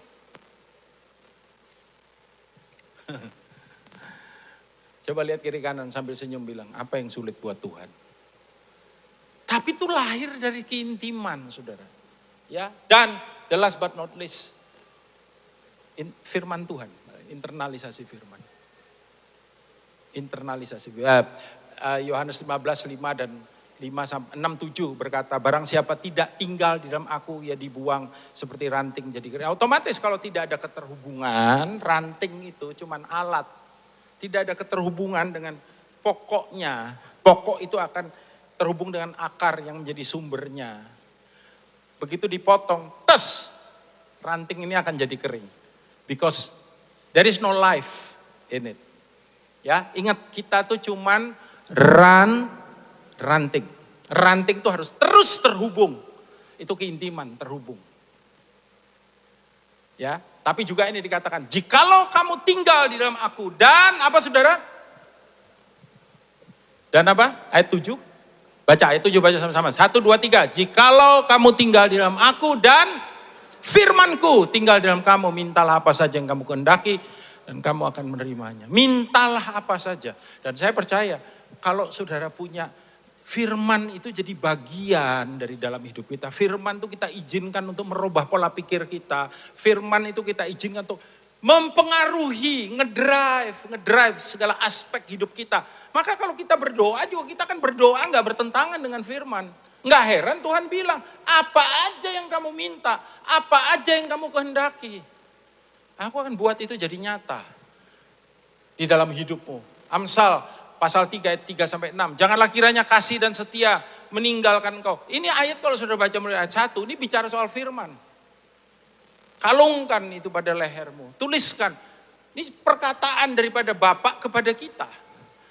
Perkataan-perkataanku itu kata firman Tuhan. Bawa itu ada dalam hidupmu. Jadikan itu main intention gitu. Yang paling kita perhatikan dalam hidup kita. Maka engkau akan mendapat kasih dan penghargaan. Percayalah kepada Tuhan dengan segenap hatimu. Dan jangan bersandar pada pengertian. Akuilah dia dalam segala maka ia akan meluruskan jalanmu. Apa yang kau rindukan? Ia akan meluruskan jalanmu. 2 Timotius 3 ayat 16-17. Baca sama-sama. Ini ayat terakhir saudara. Kelihatan? Kelihatan ya? Yang di belakang kelihatan? Kalau enggak kelihatan pindah ke depan. 1, 2, 3. Segala yang untuk mengajar, untuk menyatakan kesalahan, untuk memperbaiki kelakuan, dan untuk mendidik orang dalam kebenaran. Dengan demikian, tiap-tiap manusia kepunyaan Allah diperlengkapi untuk setiap, untuk mengalami keberbuahan. Gini loh saudara, simple sih sebetulnya, simple. Kalau kita ini rantingnya, ada lagu zaman dulu tuh, Yesus pokok dan kitalah carangnya, tinggallah di dalamnya. Enggak, saya enggak nyanyi lagu ini. Yesus, cuman ilustrasi aja. Dan kitalah carangnya, apa? Tinggallah di dalamnya. Yesus pokok dan kitalah carangnya, tinggallah di dalamnya. Coba keras. Pastilah, tunjuk kiri kanan, kau akan berbuah. Kayaknya nyanyi ini boleh juga ya. Ayo bangkit berdiri. Yesus pokok dan kitalah carangnya, tinggallah di dalamnya. Yes, Yesus pokok dan kitalah carangnya, tinggallah di dalam. Oh Yesus pokok, Yesus pokok dan kitalah caranya, tinggallah di dalamnya. Kok malah dangdutan?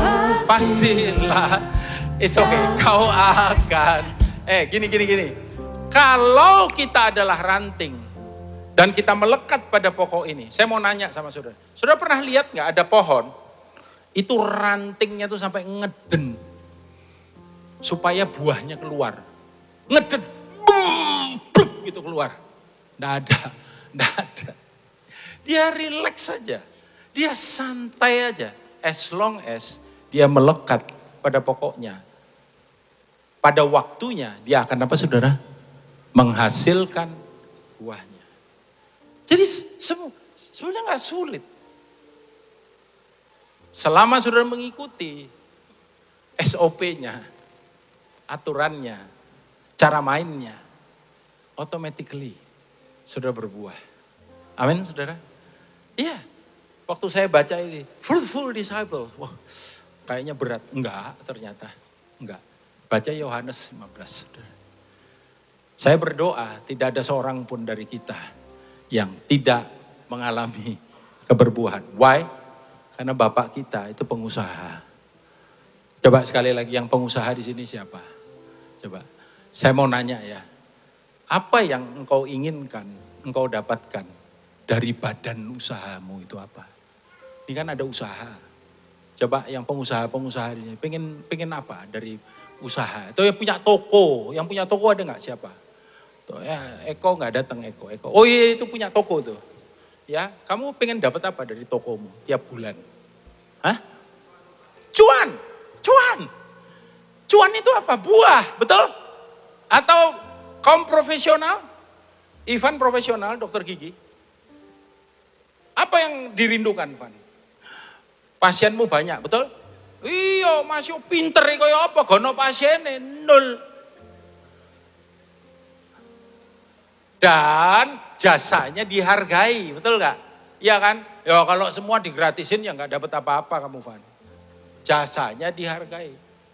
Coba semua kita. Nah, coba bayangkan sekarang. Coba gini aja, kasih tahu kiri kananmu sambil senyum bilang, podo bapakmu yang ngono, kasih tahu kiri. Dia pengen ada buah dari dalam hidupmu. Come on, saudara. Hah? Iya. Bisa nggak kita berbuah? Bisa, katakan bisa. 1, 2, 3. Asal apa? Yesus pokok dan kitalah caranya. Tinggallah di dalamnya. Yesus pokok dan kitalah caranya. Tinggallah di dalamnya. Yes, Yesus pokok dan kitalah caranya. Tinggallah di dalamnya. Pastilah kau akan berbuah. Sebetulnya saya mau panggil Ibu Gembala ini untuk maju ke depan karena dia punya gerakan yang bagus, saudara. Ketika kita nyanyi ini, boleh nggak kita panggil dia? Ini enggak apa-apa, toh telat sedikit toh. Coba Feb, sini Feb. Coba, semua ikuti gerakannya. Feb, sini Feb. Ya. Bagus banget dia. Ini, kamu mengajar Rocky ya. Mengajar Rocky ya. Ayo coba. Semua ikuti ya. Yesus pokok dan Kitalah caranya, tinggallah di ikuti. Yesus pokok dan kitalah caranya, tinggallah di dalamnya. Yesus pokok dan kitalah caranya, tinggallah di dalamnya. Pastilah kau akan berbuah. Terima kasih, arigato ya. Berapa banyak saudara yang saudara rindu engkau mengalami keberbuahan dalam hidupmu. Angkat tanganmu, kita berdoa. Bapa, terima kasih. Firman-Mu Tuhan sudah disampaikan. Firman-Mu yang sederhana. Firman-Mu yang adalah kami percaya sumber dalam kehidupan kami. Biarlah kiranya apa yang kami dengar, semua yang kami pelajari hari ini boleh dimeteraikan dalam hati, batin, dan pikiran kami. Di dalam nama Tuhan Yesus, kami mengucap syukur dan berdoa. Haleluya. Amin. Angkat ini sama-sama, saudara. Kita akan ada dalam Holy Communion. Dan biarlah kiranya ketika kita makan roti dan minum anggur ini, kita berdoa Tuhan di dalam kita dan kita di dalam Tuhan. Angkat roti sama-sama. Demikianlah malam ketika Tuhan Yesus diserahkan Ia mengambil roti, mengucap syukur, memecah-mecahkannya dan berkata, inilah tubuhku yang dipecah-pecahkan bagi kamu. Saudara-saudara yang terkasih, bukankah roti yang telah dipecah-pecahkan ini adalah persekutuan kita dengan tubuh Kristus? Makan dengan iman dalam nama Yesus.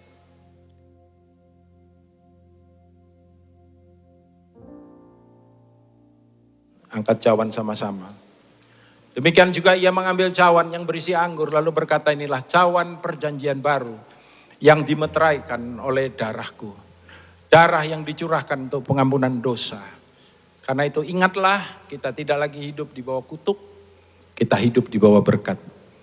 Sebab itu saudara-saudara, bukankah cawan pengucapan syukur yang di atasnya kita ucapkan syukur. Ini adalah persekutuan kita dengan darah Yesus. Minum sama-sama dalam nama Yesus. Bapa, terima kasih buat putramu yang kau karuniakan buat kami semua. Bawalah kami untuk terus hidup di dalam dia, bersama dengan dia, dan hanya dituntun oleh dia sendiri. Bawalah kehidupan kami boleh ada di dalam persekutuan yang intim dengan dia. Sekali lagi hambamu berdoa, biar materai firman boleh menggenapi, menyatakan apa yang jadi keinginanmu dalam setiap aspek hidup kami. Hidup kami adalah hidup yang berbuah dan memuliakan nama Tuhan. Dalam nama, di atas segala nama, kami ucap syukur berdoa. Amin. Silakan duduk saudara, kita akan dengarkan suara gembala.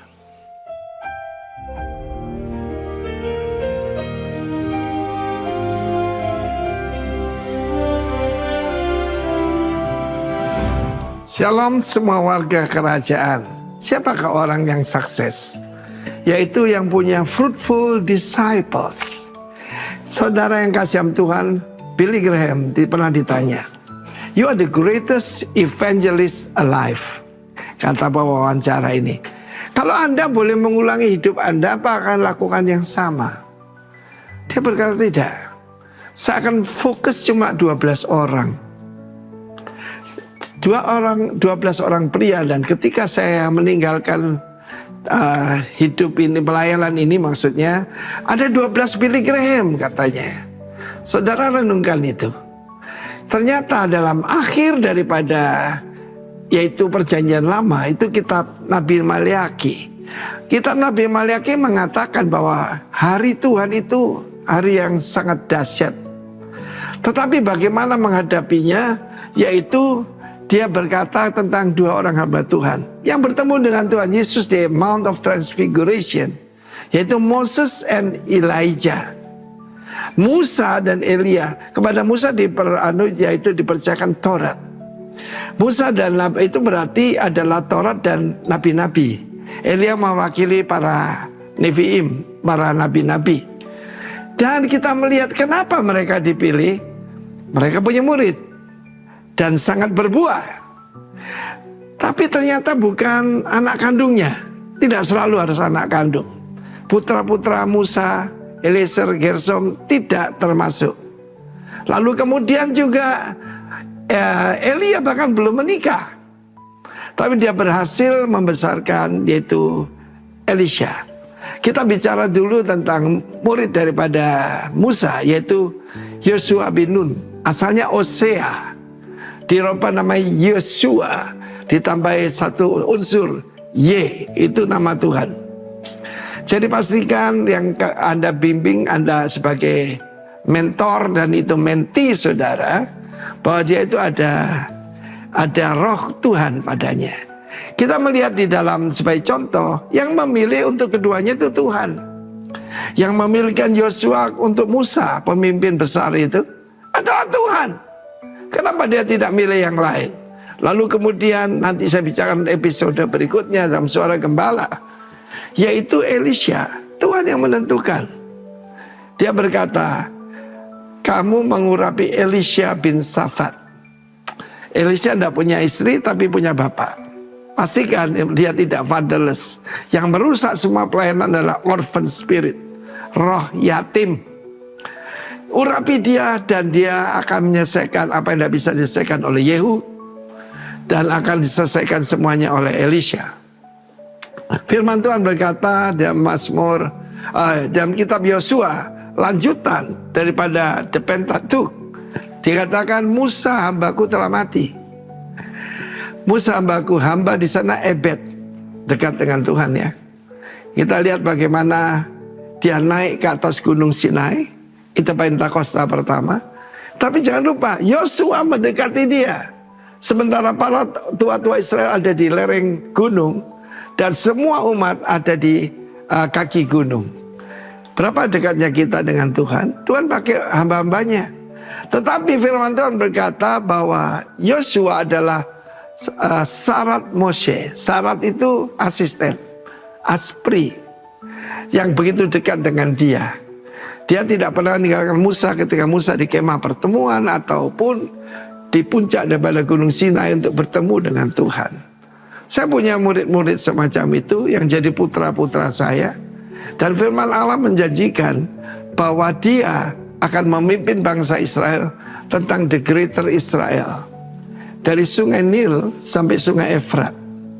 Sungai Nil itu bagian utara daripada Afrika sampai sungai Efrat di Irak, di Syria dan Irak. Dan itulah yang Tuhan janjikan, kamu akan memimpin mereka. Ini katanya, sebagaimana aku menyertai Musa, demikian aku akan mengikuti engkau. Demikian juga ada janji Tuhan. Tuhan berjanji, aku mengutus engkau. Sebagaimana Bapak mengutus aku, sekarang aku mengutus engkau. Termasuk saya dan semua warga negara kerajaan. God bless you. Amin. Berbuatlah bagi Kristus. Seringkali kita dilabel diri kita, dilabel oleh dunia, dilabel oleh teman-teman, dilabel oleh media, dan yang paling bahaya adalah kalau kalian dilabel oleh si jahat. Tetapi ada label yang terbaik. Dari siapa? Dari dia sendiri. Dia mengasihi kita, yang datang ke dunia ini, dan dia raja di segala raja, dan dia mau menjadikan kalian prince and princess. So, saya percaya camp ini akan mengubah hidupmu. Jangan sia-siakan. Be there. Tuhan Yesus memberkati.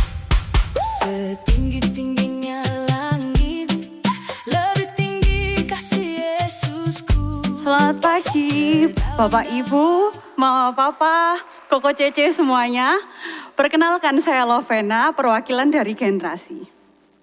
Seperti yang sudah dilihat dari video barusan, saya ingin mengencourage sekali lagi untuk teman-teman yang mungkin ingin untuk mengikuti camp kali ini, kami masih membuka pendaftaran hingga hari ini. Jadi di notes hari ini adalah hari terakhir pendaftaran camp. Kami sangat bersyukur karena antusiasme untuk camp kali ini sungguh luar biasa dan jumlah pesertanya mencapai 135 orang per hari ini. Puji Tuhan. Pendaftaran camp dibuka dengan biaya normal 250.000 per orang dan kami juga menyediakan sebuah siblings promo yaitu sebesar 400.000 untuk 2 orang. Camp generasi tahun ini akan diadakan pada tanggal 13 sampai 14 Juni 2026 yaitu di minggu depan ya berarti. Yang berlokasi di Royal Caravan Hotel dan Outbound Trawas dengan tema Christ Tech.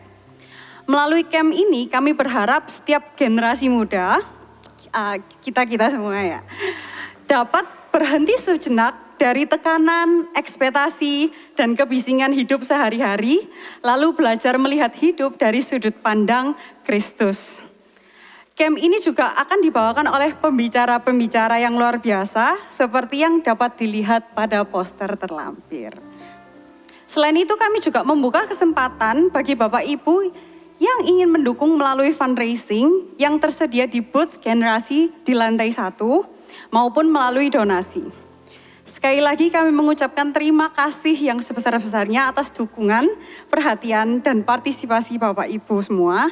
Dan kami juga memohon dukungan doa agar camp yang akan berlangsung dapat berjalan dengan lancar, menjadi berkat, dan membawa banyak teman semakin dekat dengan Tuhan.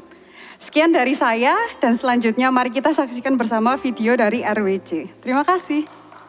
Kita selalu melihat orang, kita akan selalu compare, kita melihat orang, kita akan selalu dilabel, dihakimi, dijudge, dinilai oleh orang. Tapi bagaimana Tuhan melihat kita? Itulah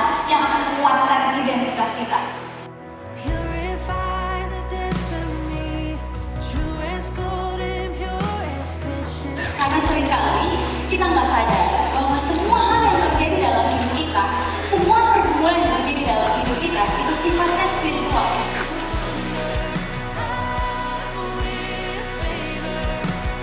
Semua hari ini yang disebut sebagai mental breakdown atau apapun juga, tau gak, akarnya adalah spiritual.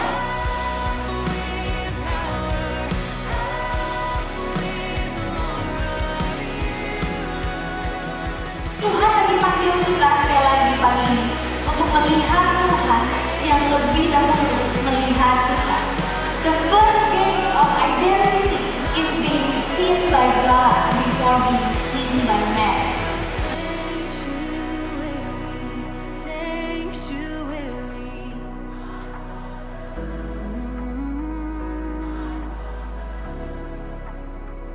Make me your sanctuary, sanctuary, my Father, my Father.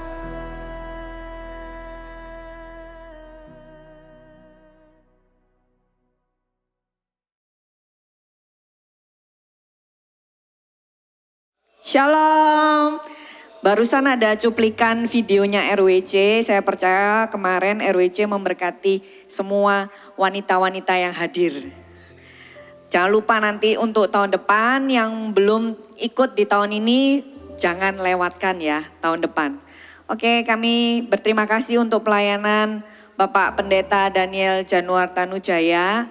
Kami sangat diberkati, diingatkan bahwa jangan pernah lari dari pokok anggur kita. Karena itu kekuatan kita setiap hari. Oke, siang hari ini sebelum kita melakukan persembahan, saya akan pimpin dengan doa. Persembahan siang hari ini melalui kantong persembahan atau QRIS dan perpuluhan bisa melalui amplop atau QRIS. Tuhan, terima kasih, kami mengucap syukur untuk segala berkat dan kemurahan-Mu dalam hidup kami.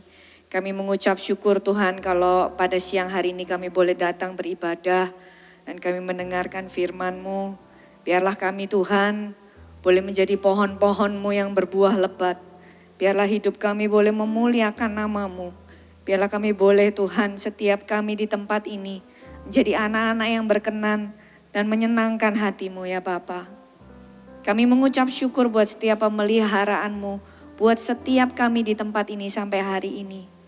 Dan kalau siang hari ini kami mau memberikan persembahan untuk pekerjaan tanganmu di muka bumi. Kau memberkati kami, setiap tangan-tangan yang memberi, dari setiap kekurangan dan kelebihan kami. Kami minta Tuhan, Kau perkenankan kami untuk memberikan persembahan ini. Dan biarlah persembahan kami ini boleh menyenangkan hati-Mu. Terima kasih ya Bapa, dalam nama Yesus. Amin.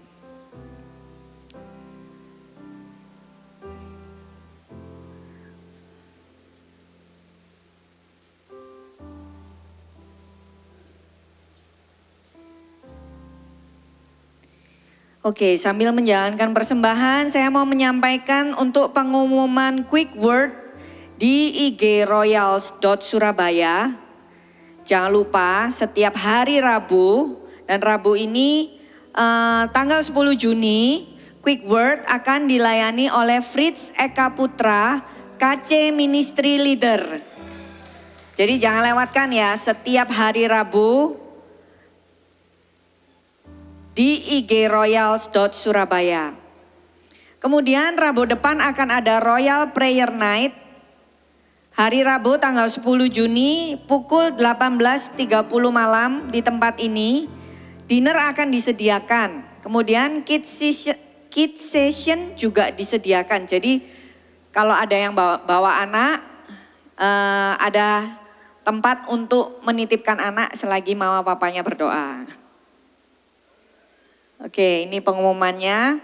Kemudian untuk next week preacher akan dilayani oleh Pendeta Budiman Koswara dari Rock Tampa, Florida. Oke, jadi jangan lewatkan untuk ibadah minggu depan. Ya, ini Pendeta Budiman. Oke, kemudian siang hari ini kita akan diberkati dengan donat. Tapi sebelum kita menikmati donat, saya mau panggil Saudari Devi untuk memimpin kita dalam doa syafaat. Jadi untuk hari ini Rock Royal Surabaya akan serentak melakukan doa syafaat bagi Indonesia dan gerejanya. Saya undang Saudari Devi. Oke, mari saya undang semuanya, kita boleh bangkit berdiri. Kita mau berdoa buat bangsa kita. Dan umatku yang atasnya namaku disebut, merendahkan diri, berdoa, dan mencari wajahku, bertobat dari segala jalan-jalan yang jahat. Maka Tuhan, Allah di sorga, akan mendengar setiap seruan dan doa umatnya. Kami berdoa di dalam nama Tuhan Yesus Kristus. Kami berdoa kepadamu, Bapa kami yang baik, Engkau Raja di atas segala raja.